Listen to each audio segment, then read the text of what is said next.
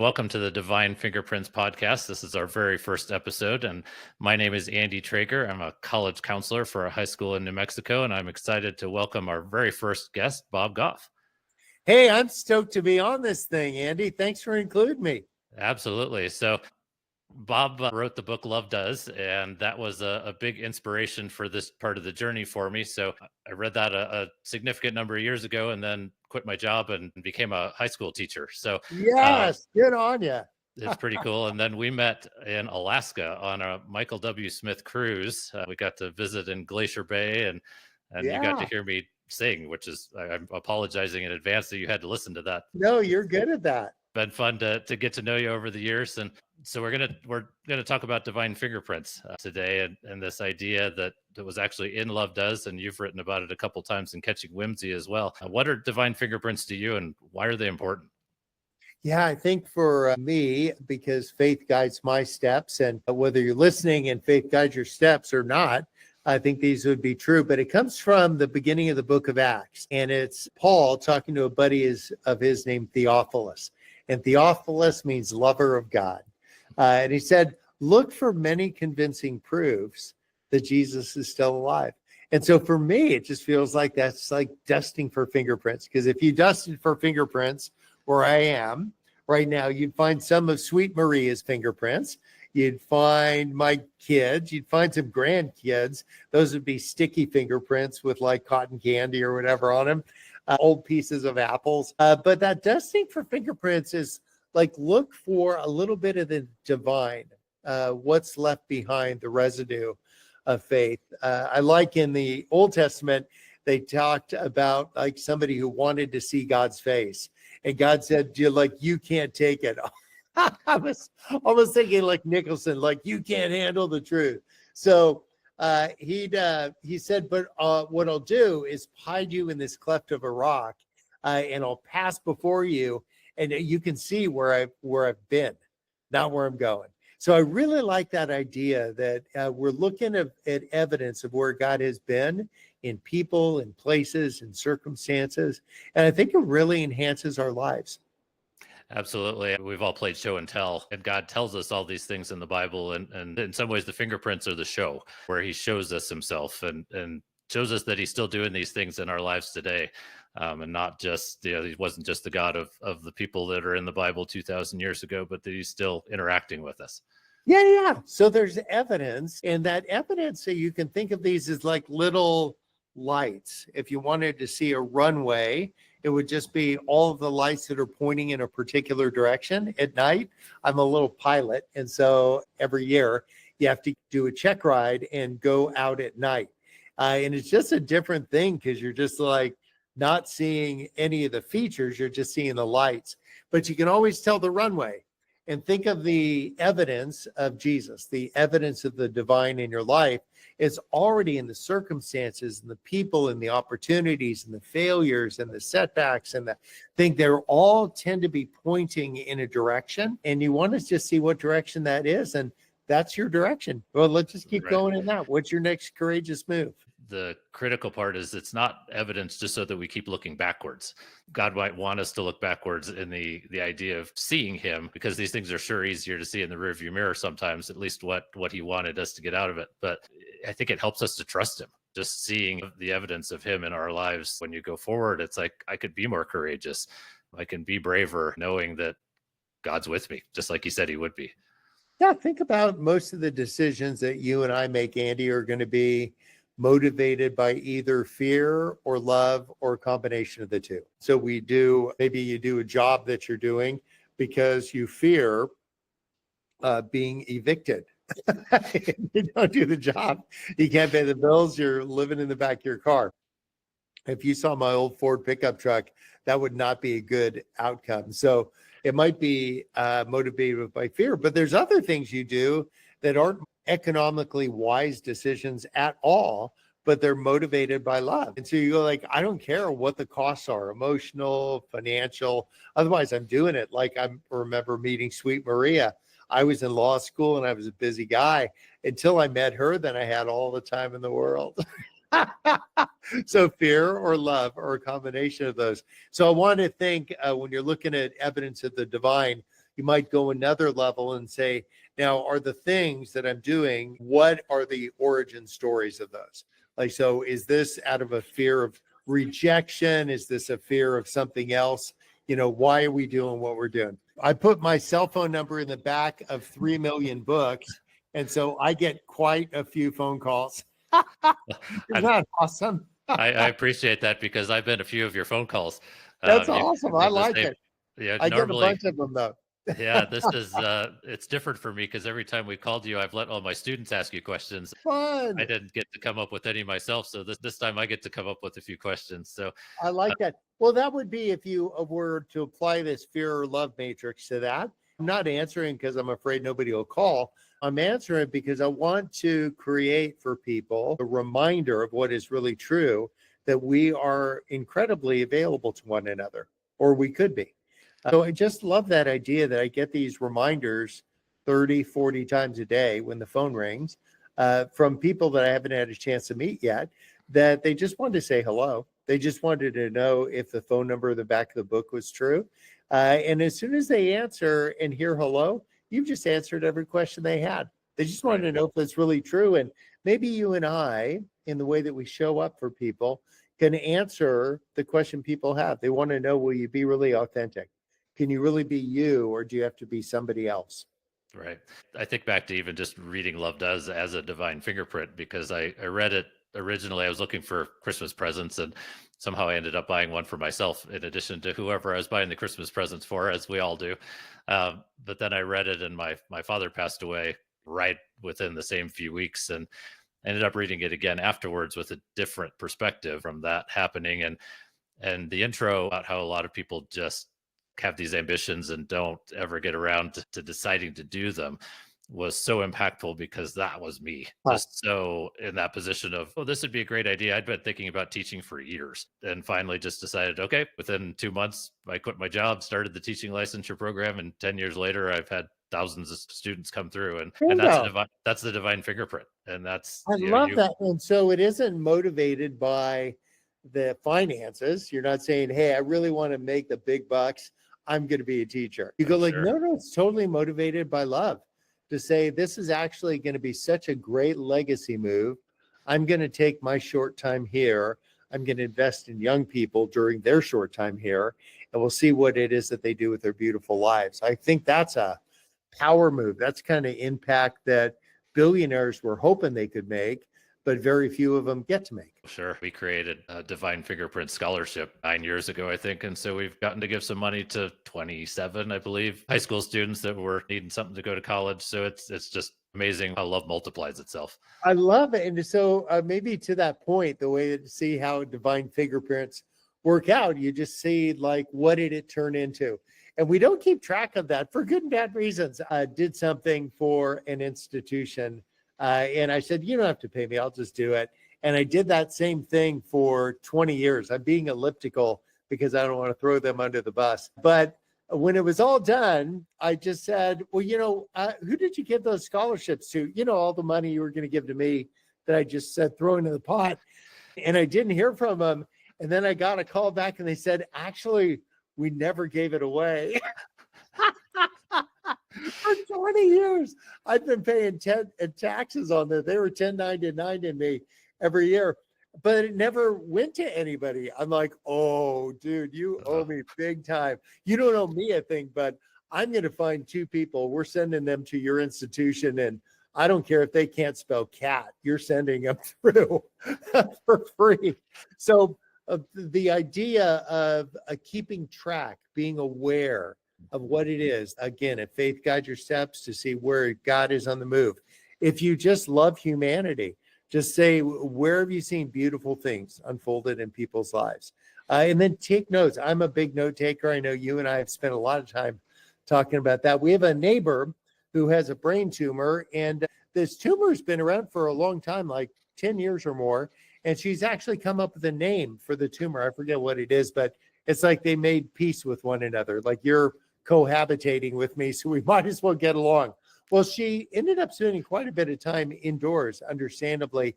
And I saw her after many years walking down the bay. And I ran out from my back porch and yelled her name with my arms waving. I'm like, hi, it's so good to see you. And it was so much of a shock to her system. She had a grand mal seizure. She was just like seizing on the, I'm like, no. So now when I see her, I say, hello. It's so nice to see you today. Isn't it a beautiful day? I'm just calm. I'm reading the room. And part of seeing divine fingerprints is you need to read the room so you don't dominate the room.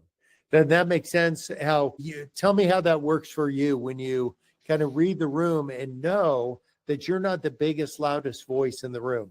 Oh, absolutely. It's interesting when you have a classroom of students because every year is a little bit different and you get different personalities. And actually, the most fun years are when the kids are loud. That may not be intuitive to people who aren't teachers. Yeah, there's a lot of energy. There's so much more interaction and energy, and it's just fun. The years where I'm the only one talking, or it feels like I'm the only one talking, there's just would feel like you were talking to yourself after a while, where you run out of things to say. And I guess I would relate that to divine fingerprints in the sense of we tend to see the louder fingerprints pretty easily, the changing jobs and when we lose a loved one and those types of things. But in investigating this further and getting through writing a book about it, God is with us in so many little ways. I saw someone today that his daughter was one of my students 9 years ago, and unfortunately they lost a loved one recently, and I had a chance to speak with her at the services. I was planning on going to the funeral, but not to the visitation the night before. And had I not gone to the visitation, I probably wouldn't have had the 10-minute conversation that I had with her. And she's writing a book that's not entirely off topic from what you've written or from what I've written. Yeah. It was just really a special opportunity that happened because God changed my plans. Yeah, it happens all the time. Is just not being the loudest voice in the room. I just made a note to myself because I want to remember that. So if you want to be really heads up about what God's doing in people and places and circumstances, just take notes. You can just write like a word or two down, tap something in, and then you'll loop back to that later. You might forget every once in a while. I mean, like that was the NyQuil speaking. But from time to time, you'll have a note and you'll loop back to that and go like, I want to pull on that thread a little bit more, see what that's connected to. And people that seem to have an awareness of what God is doing are constantly pulling on the thread. They say, what is that connected to? To say, what is that taking that time to spend with somebody during a point of crisis? And then being really picky about what you say, to not say the predictable stuff, which is, hey, if you need anything, let me know. Because that's what you feel like you want to be helpful and whatever they need. But in a time of crisis, nobody knows what they need. What they need is their loved one back. And so to think, to kind of read the room enough to say, what I'm going to do is not say the predictable thing, but to say, this is something that reminded me so much of this loved one's life, of this little stick, and knowing that they'll take that and they'll spend some time in their own way. So if we could be just out in front of conversations, if I showed up at your house for dinner tonight, and I might, but I wouldn't show up empty handed. I would have something there. So part of divine fingerprints isn't just observing what's going on, but to create your own weather pattern, to say, I'm going to bring this to that conversation. I wouldn't show up without something, bowl of muffins, like something. I would show up not empty handed. And so tell me about that. How do you show up for conversations? How do you show up for the people around you? What are some of the practices you use? Absolutely. Well, if you do show up for dinner, you have a key, so you're Yeah, always welcome. I do. The key I'm still going with works, that. so Come I on. haven't changed any locks. But I think that's almost the point of the whole thing, right? If as you said, if faith guides your steps, I've realized that in my younger days, most of the divine fingerprints I've seen were directed toward me by other people, and now being a teacher allows me to direct some of those fingerprints towards other people, and they can be my students, but they don't have to be. Yeah. And one of my favorite stories was about a few of my seniors from a couple of years ago, where they all had different things going on in their lives, and by graduation, it wasn't that I resolved anything, God resolved those things. And we had this beautiful award ceremony, and they all received something, and one of them received my yearly award, one of them received one of those divine fingerprint scholarships, and you just realize how God can use us. We feel completely unqualified. I feel like no matter how many times we get to participate, you're still asking God, why are you using me? Because there've got to be people that are more qualified. Yet Yes. he puts us in exactly the space he wants us to be in for those moments to participate and to love other people, and in the hopes that they then will love other people too. And you don't need to draw attention to it. The fact that you didn't draw attention to it is the beautiful thing. I feel like at churches, we ought to be fighting over the worst parking spots. Just find the one that's the furthest away from everything. You just have your thrashed car way out there in the boonies, and you're going to get your steps in, which is awesome. But then also there's just something beautiful, and you're not making a big deal about it. You're just like quietly, you do it because that's what you do. You make sure that you're the one that takes out the garbage, not just at home where it might be expected, but there's just like in the work environment. You say like everybody, we have a really flat organizational chart around Love Does. We say everybody takes out the garbage. So we're like all just doing it. There's nobody has titles that matter or things. It doesn't mean we aren't organized. It just means that we're just we're trying to be one. We're trying to be available. These are the high values. Think about, for the listeners, a high values exercise. You could write down 5 high values of yours. For instance, one might be timeliness. That's one for me. When I was trying to get on our call, I was getting hung up with a password and all that in it. And it hung me up because I just don't think about those things. But I was dying because I was going to be a minute late. And timeliness is a super high value for me. I have a friend, Rick. Timeliness is not a value of his at all. So it would make the top 500 for him. So, and he's a really great guy. I would just make sure I never rode to the airport with him. I wouldn't try to pick him up, nor would I ever trust him to pick me up, because he just has such a loose relationship with time. So for people listening to say, what are your highest values? And then just write those down and then give them to a spouse, a loved one, a coworker, or something else, and to say, take these same high values and see how you would rank them. So this is my number one, and then have them flip over their number one. And if timeliness is your highest value and it's number 5 for them, doesn't make them bad. It just makes them different. Don't ride to the airport with them. So to find people whose values tend to reflect some of your high values, that's just a super smart way of finding people who are like-minded. So you're looking for God's fingerprints on things. Like faith is a really high value for me. It might not be for somebody else. Doesn't mean they're bad. I've lots of people I know that faith isn't a big deal. They're awesome. But I wouldn't be looking for God's outstretched arms with them, because they're not seeing the world through that prism. Right. And a couple of the things I've written about the divine fingerprints is just that there are things that bring us closer to God. If they don't align with Scripture and they don't align with what God said about itself, then that might be our own desire, not necessarily a divine fingerprint. That's something that God is pushing us toward. And there are also things that change our trajectory, whether that's your evening plans or your career for the next 10 years or something along those lines.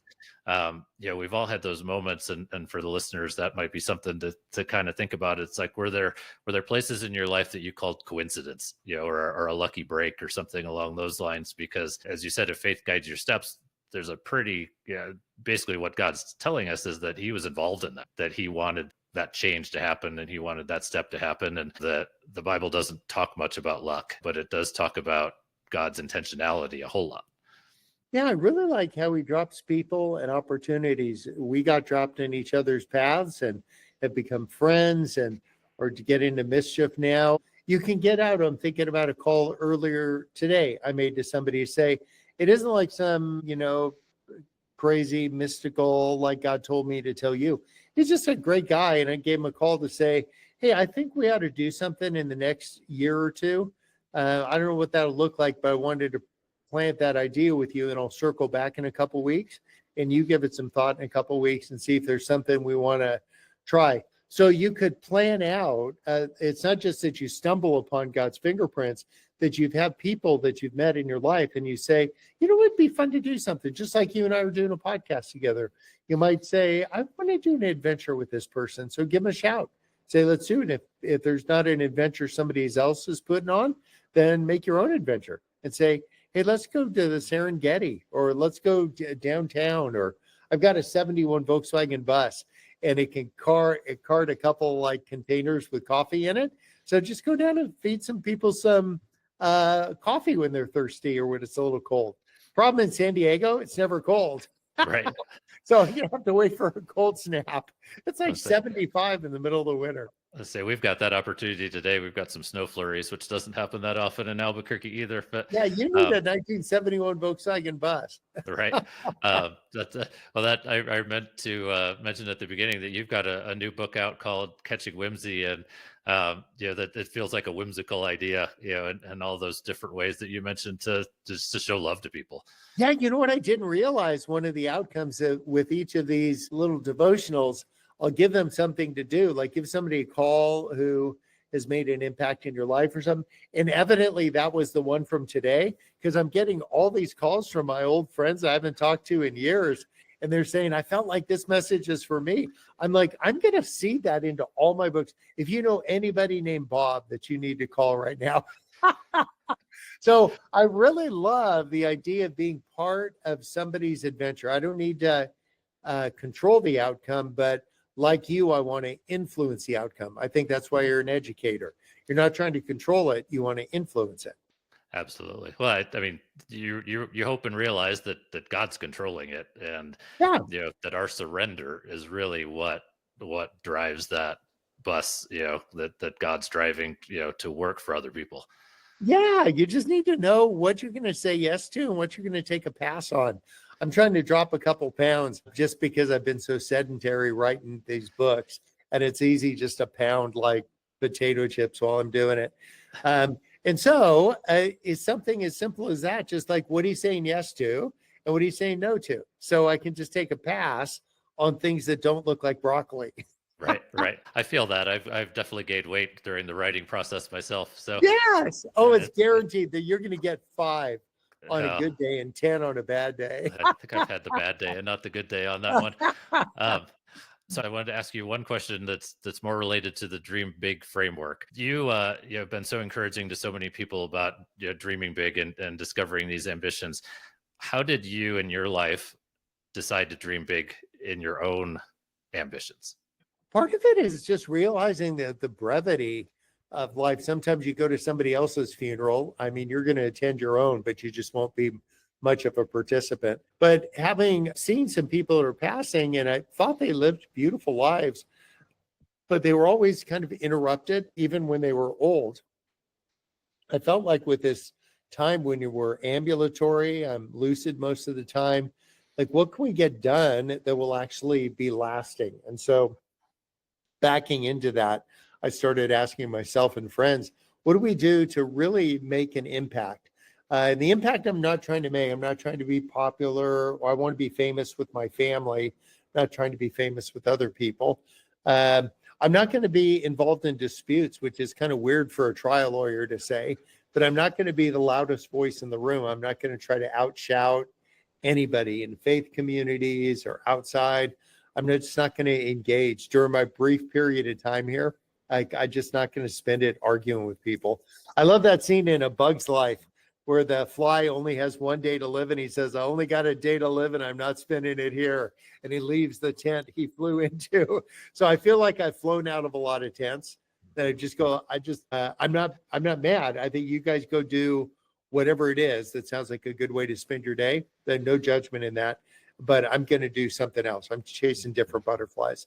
So I think there's something beautiful, and it's not being like passive about this thing. It's strategy. It's not apathy. And the strategy is a full engagement. I'm not asking, will it work? I'm asking myself, will it last? Right. I didn't know how you were going to answer that, but it's interesting for me in the sense that my answer is so similar, in that my father passed away, like I mentioned, when around the time I read Love Does, and my grandfathers both passed away quickly of heart attacks long before I was born. I think they were 48 and 56. And so it really gave me that same perspective of, I don't know how many years I have here, but I sure better do something with them, and not just stuff that helps me. Yeah. And I love that you're writing now too, because that's such a great legacy move. Like, because, long after you're in a jar, there's going to be something to lean up against it. And I think I want to take that perspective. And it's not a sad, fatalist kind of view. It's just like, hey, that's how it works. And so while we are lucid, while we do have something to say, and if you're listening, you probably have something to say as well. Let's get it said. You can say it to somebody. That's awesome. But if you write it, it's going to be around when you're not. Right. Absolutely. So I'll ask you one last question and give you the last word on this. I've noticed as I've written that my faith has grown and that it's really been so beneficial in this learning process of what God's been doing. What's one thing, you've written 11 books, I think, at this point. Yeah, What's one thing you've crazy. learned that you wouldn't have known if you hadn't written something? Yeah, I think it's that idea we touched on before about what that thing is connected to. So I'm a pretty energetic, enthusiastic guy, but as we have become friends, you know that I'm actually, there's an insecurity underneath that. And that insecurity is connected to some stuff when I was young of feeling like everyone was going to leave me. And so that doesn't make me a victim or a hero of any story. But when you realize what's going on, then you can say, I can be a participant. Like I can actually understand when I'm doing something today at 66, that might be reflecting little Bobby Goff, who's afraid everybody's going to split and leave him all alone. And so it gives some perspective what you're doing, and you can, it doesn't eliminate. It would be like somebody that's an alcoholic would always self-identify as that. So you can self-identify as a recovering, insecure, isolated person. And so what I'm trying to do is control that by like the club soda for me is to remember what that's connected to. And because faith is a big deal for me, to say that God has got that handled, that he's never going to leave. He's always got me. So to come up with those things, understand where it came from, and that came through writing. Then once you see it and you have a shot at understanding it, then you can do something about it. You can put some truth over that. Right. I've always thought of myself as a cautious person. I really was pretty much scared of everything as a little kid, or just not really willing to try a whole lot. And I think that's why I was at the place I was before reading Love Does, is this, well, that sounds like a good idea, but I can't do that. I can't write a Right. book. I can't do a podcast. I can't sing with Michael W. Smith. I can't, we all have those. I can't. And evidently you can. But if you don't try them, you can't. But if you do try them, you might find out that I guess I could learn that. There you go. I've got some pipes. I've got some words. I've got some things to say. I'm going to spread. You're a really humble guy, and I think we need more of that. There's a saying I bet you've read. It's there's two types of people: humble people and people who are about to be. So right. You've just beat us to the punch, and I think we need more humble voices that humble, that have clarity, that are looking out for what God is doing in other people's lives and in your own. And I think that's a great way to go through life. Absolutely. And thank you for that. Appreciate your time today, Bob. And This is a treat. Thanks for including me in all the fun. Yeah, you're leading off this Divine Fingerprints podcast. I'm so excited to have more of these conversations. And thanks to all of those who are listening for joining us today. I hope you got something out of it, and we'll continue to join. The Divine Fingerprints book will be out later this year, and I'm excited about that. And you can reach Bob on Instagram and Facebook and read his books and all those things. And I'm on Instagram and Facebook as well. Thanks, Andy. Great seeing you, buddy. Bob. Enjoyed it. Thank you.